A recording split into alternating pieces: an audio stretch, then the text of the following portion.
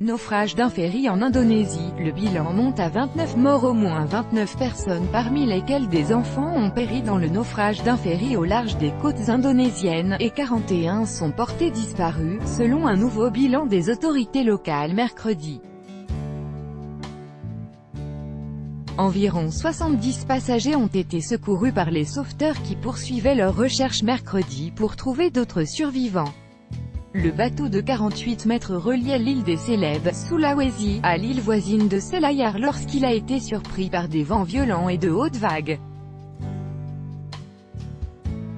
Des images du naufrage montraient des passagers s'accrochant sur un côté du KM Lestari en train de couler, alors des vagues déferlaient sur des camions et autres véhicules sur le bateau à environ 300 mètres des côtes des Célèbes.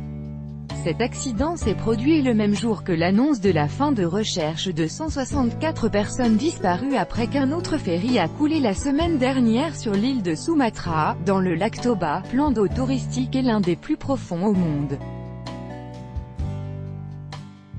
Seule la mort de 3 passagers a été confirmée, tandis que 21 ont survécu.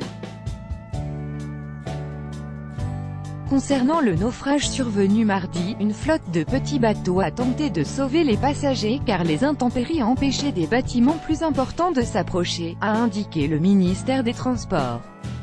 Photo fournie par l'Agence nationale indonésienne de gestion des catastrophes Indonésias Badan Nasional Penanggulangan Bencana montrant le naufrage d'un ferry dans les eaux de l'île des Célèbes, Sulawesi, en Indonésie, le 3 juillet 2018. Copyright Badan Nasional PENANGGULANGANBENCANA Handout. Les derniers passagers à bord ont été évacués vers minuit 5, dans la nuit de mardi à mercredi, a déclaré un responsable du ministère, Agus H. Purnomo. Dans un communiqué, le capitaine et le propriétaire du bateau étaient les derniers à quitter le ferry, a-t-il précisé, ajoutant que les secouristes poursuivaient leurs recherches pour tenter de retrouver des survivants.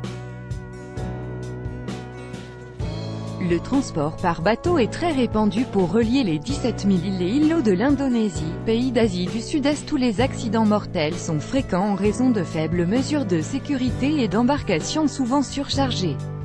Tout droit de reproduction et de représentation réservé. Copyright 2018, Agence France Presse.